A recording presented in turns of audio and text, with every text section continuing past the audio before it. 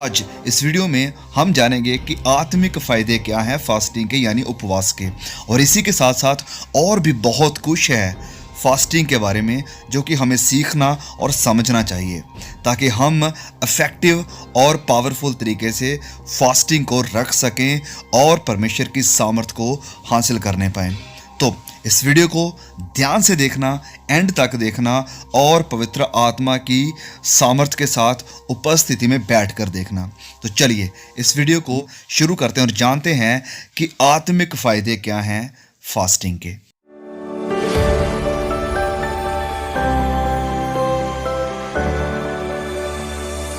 तो स्पिरिचुअली देखा जाए, आत्मिक तौर पर देखें तो फास्टिंग के बहुत ही अद्भुत फायदे हैं, क्योंकि फास्टिंग के दरमियान आप अपने शरीर को ना देखते हुए आप खिलाने की या भरने की कोशिश कर रहे हैं अपनी आत्मिक साइड को, यानी अपनी रियल ह्यूमन बीइंग को, जो कि सिर्फ इस पृथ्वी पर ही नहीं वरन अनंत जिंदगी तक जीवित रहेगी। और उस इंसान को यानी अपने आत्मिक जीवन को आप स्ट्रांग बना रहे हैं, आप उसे खिला रहे हैं, मजबूत कर रहे हैं। तो जब तक हम इस पृथ्वी के ऊपर हैं हमें उपवास करना चाहिए ताकि हम लोग जो शरीर की लालसाएं हैं उन्हें दबा सकें, उन्हें अपने आप से दूर कर सकें और आत्मा की लालसाओं को पूरा कर सकें, जो है प्रार्थना करना, वचन को पढ़ना, आत्मिक भजन सुनना और प्रभु यीशु मसीह के वचनों को वीडियोस के थ्रू, मैसेजेस के थ्रू सीखना। और जब आप फास्टिंग कर रहे हैं तो आप अपनी आत्मा को खिला रहे हैं, जिससे आपकी आत्मा मजबूत होगी और ग्रो होगी, आत्मिक जिंदगी में आप आगे बढ़ते जाएंगे। और ये एक बहुत ही बड़ी बात है, क्योंकि आत्मिक जिंदगी में मजबूत होने का, स्ट्रांग होने का और बढ़ने का कोई भी हानिकारक इफेक्ट नहीं है। अब हम इस बात को जानेंगे कि असल में उपवास कैसे करें। How do we fast properly और इन अ राइट वे। तो फास्टिंग के दरमियान सबसे पहली बात मैं कहना चाहता हूं कि अपने पूरे दिल से, पूरे मन से, अपनी पूरी जान से परमेश्वर की चाह करें, परमेश्वर की खोज में रहें, उसके साथ समय बिताएं, उसके साथ बातचीत करें। और जो वक्त आपने खाना बनाने और खाना खाने में बिताया होगा उस सारे टाइम को इस्तेमाल करें प्रार्थना में, परमेश्वर के साथ संगति में। और ये सब करते हुए आप परमेश्वर से कह रहे हैं कि मेरे पेट से बढ़कर आप हैं। तो फास्टिंग के टाइम में जिस दिन आप उपवास कर रहे हैं, सुबह उठिए और परमेश्वर को स्पेसिफिक टाइम दें प्रार्थना में और उसकी आवाज़ को सुनकर, यानी उसकी बातों को, उसके वचनों को पढ़कर। अब सुनिए, हो सकता है ये सब सुनने के बाद आप में से कुछ लोग फास्टिंग में हो या कुछ लोग कल ही फास्टिंग शुरू कर दें। तो फास्टिंग में जाने से पहले या फास्टिंग के दरमियान मैं आपसे कहना चाहता हूँ कि खाने का बहुत ही ध्यान रखें कि आप क्या खाते हैं। बहुत ही हेल्दी फूड खाएं, जंक फूड, फास्ट फूड या कुछ स्ट्रॉन्ग चीज़ें बिल्कुल मत खाएं, क्योंकि फास्टिंग के दरमियान जब आप खाना नहीं खा रहे हैं बहुत सिम्टम्स आपको देखने को मिलेंगे, जैसे कि आपके पेट में काफ़ी दर्द होगा और शायद हो सके तो आपको सर में भी दर्द लगे। ये सब इसलिए होगा क्योंकि हम लोग एडिक्टेड हैं खाने के लिए, क्योंकि खाने से हम दूर नहीं रहे हैं। तो ये सब कुछ होगा, ये नॉर्मल है। लेकिन मैं आपसे कहना चाहता हूँ कि अगर आप उपवास करना चाहते हैं 5 दिन या हफ्ते के बाद, तो आप पहले ही तैयारी करें, बिल्कुल नॉर्मल और हेल्दी खाना खाएं। यस, इससे वो सारे इफेक्ट तो पड़ेंगे, लेकिन इतनी तेज़ी से या इतनी स्ट्रांगली नहीं होगा ये सब। तो ये बस एक छोटी सी बात थी जो मैं कहना चाहता था कि फास्टिंग के कुछ वक्त या कुछ दिन पहले खाने का बहुत ही ध्यान रखें और फास्टिंग के दरमियान भी। तो शुरुआत में तो बहुत ही मुश्किल होगा, आपका शरीर आपसे कहेगा कि मुझे खाना चाहिए और आपको भी मुश्किल लगेगा। लेकिन जब आप इसमें बढ़ते जाएंगे, इसकी प्रैक्टिस करते जाएंगे, प्रार्थना में कहेंगे कि प्रभु मेरी हेल्प करो, तो फाइनली धीरे धीरे आपकी आत्मा आपके शरीर के ऊपर कंट्रोल करेगी और आपको पता भी नहीं लगेगा कि आप फास्टिंग में हैं या फास्टिंग में नहीं है। मतलब भूख का आपको बिल्कुल एहसास भी नहीं होगा। अब आपका ये सवाल होगा कि किस तरह का और कितने दिनों का उपवास मुझे करना चाहिए। तो ये फाइनली आपके और परमेश्वर के बीच में है। मैं आपके लिए ये फैसला नहीं कर सकता हूँ। प्रार्थना कीजिए, परमेश्वर आपको गाइड करेंगे कि आपको किस तरह का और कितने दिनों का उपवास यानी फास्टिंग करना चाहिए। कुछ लोगों की परमेश्वर ने अगुवाई की है कि वह 3 दिन का उपवास करें, कुछ की कि वह 7 दिन का उपवास करें, कुछ की अगुवाई हुई है कि वह 10 दिन का या 14 दिन का या 21 का या 40 दिन का उपवास करें। तो आप पूरी तरह से परमेश्वर के सामने आइए और परमेश्वर आपको कॉन्फिडेंस देंगे कि आपको कितने दिन का और किस तरह के फास्टिंग करना चाहिए। अब आप कहेंगे कि ब्रदर किस तरह का मतलब क्या, कि तरह की भी फास्टिंग होती है, I mean are there types of fasting.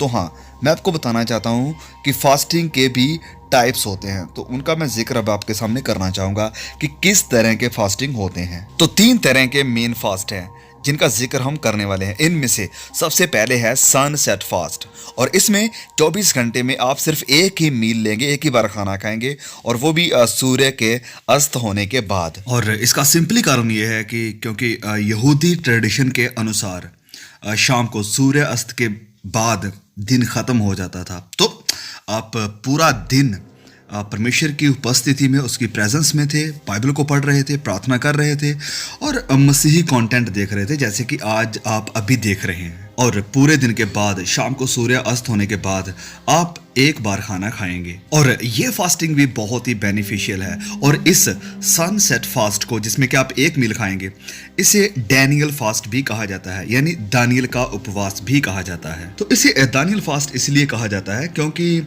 इसमें आप दानियल की तरह बहुत ही सिंपल साधारण खाना खाएंगे, जैसे कि बस वेजिटेबल्स यानी सब्जियां और कुछ दालें। और हम जानते हैं कि दानियल ने ये उपवास 10 दिन के लिए भी किया था और 21 दिन के लिए भी, और परमेश्वर ने इसे बहुत ही ऑनर आदर दिया था।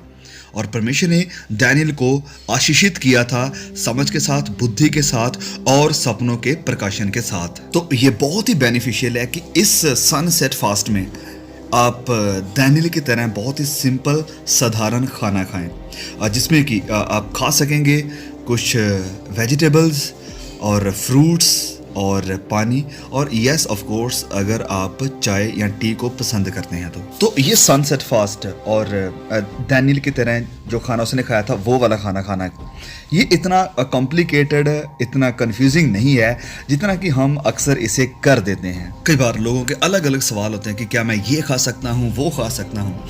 देखिए, इसे बहुत ही सिंपल साधारण रखने की कोशिश कीजिए कि बस आप सब्जियाँ खाएं, कुछ दालें खाएं या कुछ फ्रूट खा लें या पानी पीकर मतलब फास्ट करें।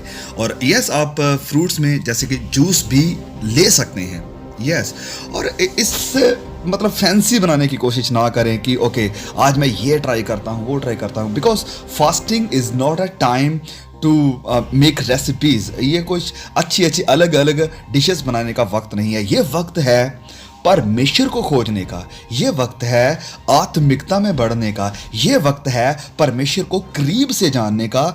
ना कि हमारा ध्यान ये होना चाहिए कि मुझे क्या आज अलग बनाना चाहिए, क्या मुझे स्पेशल बनाना चाहिए। No, this is a time to seek God and his holy spirit. तो इसे बहुत ही सिंपल रखने की कोशिश कीजिए, क्योंकि ये वक्त, फास्टिंग का वक्त, खाने के ऊपर ध्यान करने का नहीं है, वरन ये वक्त है खाने से ध्यान हटाकर परमेश्वर की तरफ ध्यान करने का और अपनी आत्मिक ग्रोथ के ऊपर ध्यान करने का। तो ये था एक फास्ट यानी सनसेट फास्ट। अब दूसरा फास्ट वो है जिसे कि पवित्र बाइबल में कई लोगों ने रखा, परमेश्वर के कई लोगों ने रखा, और इसे कहा जाता है फुल डे फास्ट, यानी 24 घंटे। इसमें खाना नहीं है, पानी आप पी सकते हैं।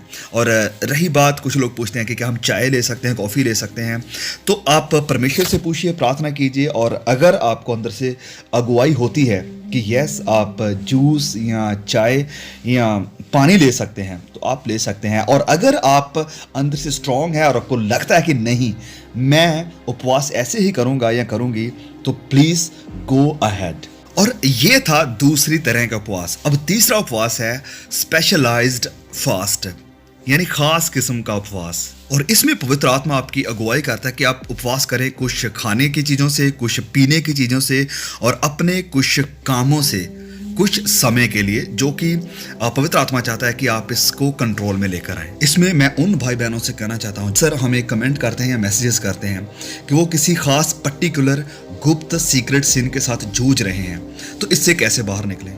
तो मैं आपसे कहूँगा कि प्लीज़ आप ये स्पेशलाइज्ड फास्ट करें, उपवास करें कुछ दिनों के लिए, और इसमें आप कमिटमेंट करें, ये निर्णय लें कि आप ये काम नहीं करेंगे। उपवास कीजिए 10 दिन के लिए, 20 दिन के लिए, 21 दिन के लिए, और उन चीज़ों से दूरी बनाकर रखें जो कि आपको गुनाह की तरफ, पाप की तरफ लेकर जाती है।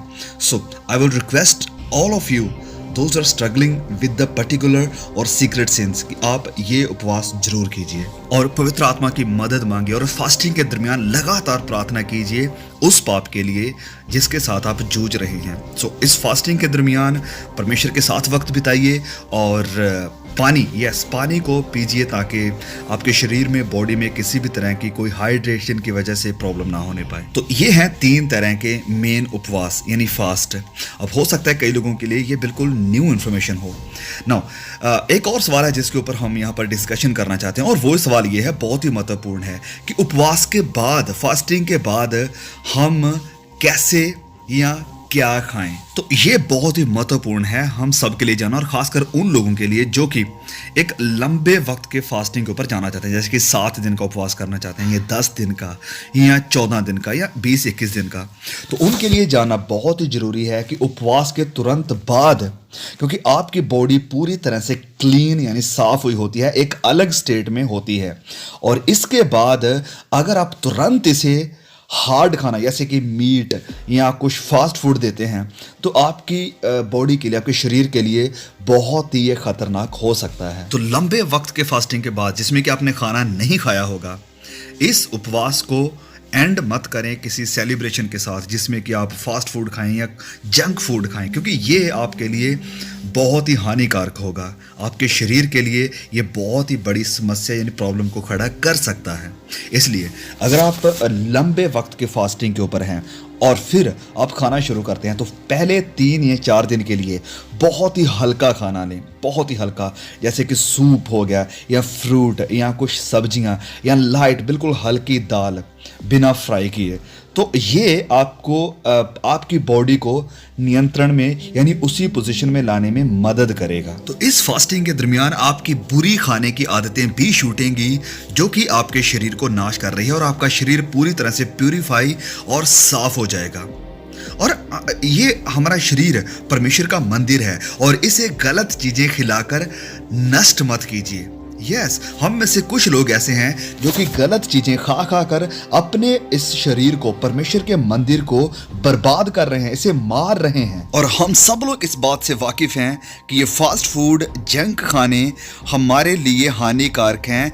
1% भी इनका हमारे शरीर के लिए फायदा नहीं है सिवाय हमारे पेट भरने के।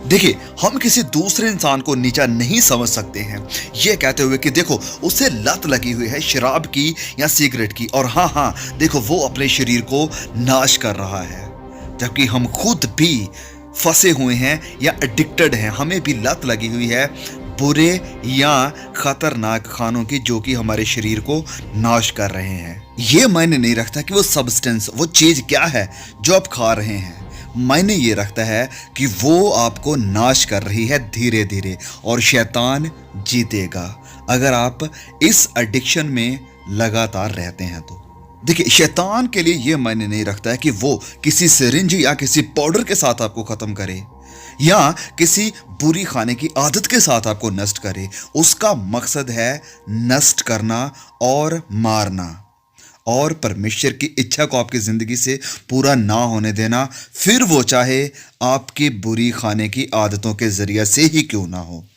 देखिए, मैं समझ सकता हूँ कि कुछ लोग सोच रहे होंगे कि भाई अब तो फास्टिंग के ऊपर मैसेज देने वाले थे, ये आप बीच में मेडिकल के ऊपर, बॉडी के ऊपर लेक्चर क्यों दे रहे हैं। लेकिन ये हमारे लिए समझना बहुत ही ज़रूरी है, क्योंकि एक तरफ शैतान है जो चाहता है कि आप नाश हो जाएं, परमेश्वर की इच्छा को पूरा ना कर सकें, और दूसरी तरफ परमेश्वर चाहते हैं कि आप मेरे लिए तैयार हो जाएं और परमेश्वर का ये जो मंदिर है इसे साफ रखें, इसे क्लीन रखें, क्योंकि आप जानते हैं कि बाइबल में प्रभु यीशु ने पिता के घर को, उस रियल मंदिर को साफ किया था, वहाँ से सारी गंदगी को, जो बुराई चल रही थी, उसे निकाला था। तो आज भी परमेश्वर चाहते हैं कि हम उसके इस मंदिर को साफ रखें, बिल्कुल प्यूरीफाई रखें और शुद्ध रखें, और हर तरह की गलत चीज़ें जो हम इस मंदिर में, इस शरीर में लेकर आ रहे हैं, उन्हें रोकें और इसे परमेश्वर के लिए तैयार करें कि परमेश्वर इसे इस्तेमाल कर सके और उसका राज्य बढ़ सके। सो ये बहुत ही ज़रूरी है कि हम ये जानें कि हम क्या खा रहे हैं और कौन सी चीज़ें हमारे लिए नुकसान या फ़ायदे को लेकर आ रही हैं। तो हम परमेश्वर के मंदिर को क्लीन करेंगे और शैतान को जीतने नहीं देंगे, और इसलिए हम फास्टिंग करेंगे, हम उपवास करेंगे। अब ये सारी बातें जो मैंने कही है, हो सकता है इसे सुनने के बाद कुछ लोग कहें ओके, तो भाई क्या हम ये सब खाना छोड़ दें, बंद कर दें अगर इसका इतना नुकसान है तो? वेल, परमेश्वर ने हम सबको डिसर्नमेंट दी हुई है, परमेश्वर ने हमें दिमाग दिया हुआ है सोचने के लिए, तो हम इसका इस्तेमाल करें और देखें कि क्या हमारे लिए सही है। क्योंकि मैं कहना चाहता हूँ यहाँ पर कि ओके, अगर कभी कभी हम खा रहे हैं, जैसे कि मंथली एक बार या 2 महीने में एक बार, तो इट्स ओके, कभी कभी थोड़ा खाना इस ओके फाइन। लेकिन अगर ये हमारी हैबिट बन चुकी है कि हमें डेली या एक दिन छोड़ के हमें चाहिए ही चाहिए ये फास्ट फूड या जंक खाने, तो ये हमारे लिए नुकसान को लेकर आ सकता है। तो आज हमारे पास एक्सक्यूज़ नहीं है कि हम कैसे जानें कि क्या हमारे लिए सही है, क्या गलत है। आप YouTube के ऊपर, आप गूगल के ऊपर टाइप कीजिए कि व्हाट इज़ हेल्थी फूड, मतलब हेल्थी खाना क्या खाएं, आपको रिजल्ट मिल जाएगा। तो ये कुछ बहुत ही ज़रूरी बातें हैं जो कि हम सब मसीहों के लिए जानना बहुत ही ज़रूरी है कि हमें क्या खाना चाहिए, कैसा खाना खाना और कैसा नहीं खाना चाहिए। अब ये जो सारी बातें फास्टिंग के रिलेटेड हमने सीखी हैं, पहले पार्ट में भी और इस दूसरे पार्ट में भी, हो सकता है कई लोगों के लिए ये सब कुछ नया हो और वह फास्टिंग में एंटर करना चाहते हैं लेकिन नहीं जानते हैं कि कैसे करें, कौन सा फास्टिंग करें। तो आप ऐसा कर सकते हैं, आप तीनों फास्टिंग को मिक्स कर सकते हैं। वो कैसे? आप शुरुआत कीजिए 7 दिन के लिए, 10 दिन के लिए, 15 दिन के लिए।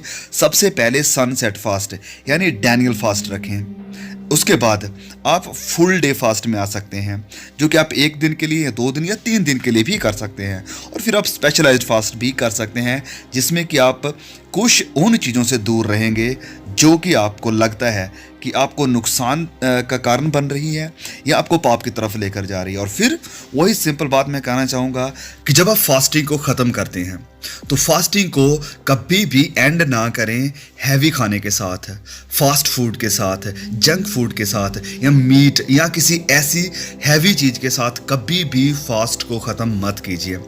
फास्टिंग को ओपन करने के लिए बहुतायत मात्रा से पानी को पिएं, कम से कम 2 या 3 ग्लास, क्योंकि इससे आपके फास्टिंग के दरमियान आपके शरीर में गर्मी पैदा होती है। इसलिए जब आप तुरंत फास्ट फूड खाएंगे या कोई हैवी खाना खाएंगे तो इससे आपकी बॉडी में प्रॉब्लम आ सकती है। सबसे पहले पानी की मात्रा बहुत ज़्यादा लें अपने शरीर में, और फिर थोड़ा सा लाइट खाना खाएं, बिल्कुल हल्का सा। उसके बाद आप थोड़ी देर रुक के आधा घंटा या 1 घंटा फिर आप पेट भर के खाना खा सकते हैं।